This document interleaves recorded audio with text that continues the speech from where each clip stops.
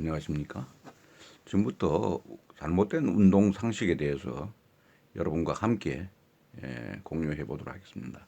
우리가 운동을 하면 몸이 좋다는 걸 알지만은 운동의 종목을 잘못 선택했을 때는 그게 오히려 독이 될 수도 있다 하는 이런 생각을 해봅니다. 잘못된 운동은 오히려 몸에 해를 끼치고 또 이렇게 한다는 의미에서는 평촌 서울 나우병원 김준배 대표원장의 도움말로 잘못 알려진 운동 상식에 대해서 한번 알아보도록 하겠습니다. 스쿼트는 최고의 하체 운동이다는 이런 생각을 가진 사람들이 있습니다.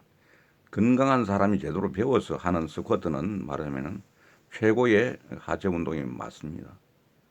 그런데 스쿼트는 쉽게 시도할 수 있는 동작이 아니라고 이렇게 이야기합니다. 전문가에게 배우지 않고 인터넷이나 TV에서 본 것을 대충 따라하면 바르지 못한 자세로 이렇게 하게 된다 이렇게 얘기하고, 하지만은 스쿼트를 잘못된 자세로 계속 시도하면은 허리나 이 말하면 무릎 통증이 발생하거나 약화될 수가 있다 이렇게 얘기합니다. 그래서 무릎 건강을 위해서는 스쿼트를 시작했는데 오히려 무릎 통증이 심해져 병원을 찾는 사람들이 많기 때문에 이렇게 이야기를 하는 것입니다. 그래서 스쿼트 운동은 무엇보다도 바른 자세를, 정확한 자세를 취하는 것이 매우 중요하다 이렇게 이야기할 수 있겠습니다. 다이어트에는 줄넘기가 좋다는 또 뭐 이런 얘기도 하는 사람이 있는가 보는데, 줄넘기뿐만 아니라 최근에는 말하는 점핑 운동을 하다 무릎이 아파서 병원을 찾는 사람도 많다고 그럽니다. 젊을 때는 줄넘기든 뭐 점핑 운동이든 모두가 상관없지만은 허벅지 근육이 없는 상태에서 혹은 나이가 많은 환자가 아무런 준비 없이 이렇게 줄넘기를 시작하면은 100% 무릎에 통증이 온다 이렇게 얘기합니다. 근육이 없어 모든 충격이 무릎으로 고스란히 전해지기 때문이라고 이야기합니다. 줄넘기를 절대 하지 말라는 얘기는 아닙니다. 먼저 근육을 키운 다음에 줄넘기, 점핑 운동을 시작해도 늦지 않다는 그런 조언인 것 같습니다. 지금 당장 살을 빼고 싶었는데 무릎 통증으로 줄넘기를 할 수 없는 상황이라면 어떤 운동을 해야 하겠습니까? 우선 무릎에 하중이 가지 않는 수영이라든지 그 아쿠아로빅이라든지 실내 자전거 등을 이렇게 시작하면 어떻겠는가. 그래서 체중을 먼저 감량하고 무릎 주변 근육도 단련되면은 그때 줄넘기를 하는 것이 좋겠다. 줄넘기는 또 이게 어떻게 보면 아무나 하는 거지만 실제로는 잘 선택해야 될 것 중에 하나다는 얘기입니다. 그러고는 가장 쉽고 효과적인 운동은 계단 오르기다 이렇게 얘기합니다. 보통 뭐 BMW에 해서 송혜 선생도 보면은 차를 타지 않고 말하면 걸을 때 계단 오르기, 내리기 이런 걸 하라고 얘기하는 부분이 있는데, 최근에 이런 걸 통해서 가장 쉽게 할 수 있는 운동으로 추천되고 있지만은 이 원장이 이야기하는 것은 계단 오르기를 하다가 무릎 통증이 생겼다면서 병원을 찾는 사람들이 꽤 늘었다고 이렇게 이야기합니다.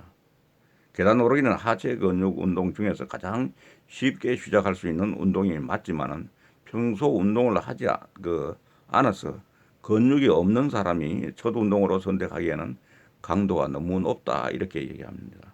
무릎 관절에 좋은 저강도의 근력 강화 운동부터 시작해 어느 정도 근육을 만든 후에 계단 오르기를 해야 한다고 권고를 합니다. 그리고는 처음 운동한 사람은 그럼 등산이 무난하다 이렇게 또 얘기하는 사람들인데, 뭐 등산은 저부터 해서 등산을 무리하게 하면 안 된다는 이런 아마 등산에서 무릎이 나간 사람들 이런 사람들 꽤 많습니다. 평소 운동을 전혀 하지 않는 사람들은 평지를 걸을 때 무릎에 가해지는 체중만으로 또 부담을 느끼는데, 오르막과 내리막 이게 반복되는 등산을 할 경우에는 무릎 통증이 더욱 심해지는 경우가 있다.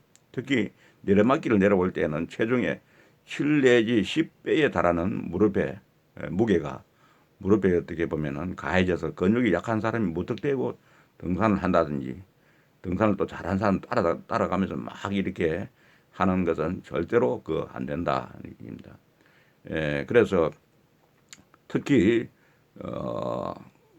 등산을 할 때 오를 때는 보면은 숨이 가쁘지만 내려올 때는 쉽게 내려가는데 내려올 때 그때 무릎에 하중이 많이 가기 때문에 대부분의 등산을 무리하게 하다가 무릎에 통증이 심해졌다. 무릎에 말하면 치료를 하는 사람은 꽤 많습니다. 그래서 절대로 등산은 이렇게 처음 하는 사람이 등산을 하는 것도 이게 무리하다. 그래서 충분히 등산은 나이 든 사람들은 걸린 공원이나 이런 공원에서 천천히 여유 있게 올라갔다가 내려오는 이 정도가 좋지. 절대로 이 다른 모임에서 가는 그런데 등산 모임에 같이 합류해서 가는 것은 바람직하지 못하다.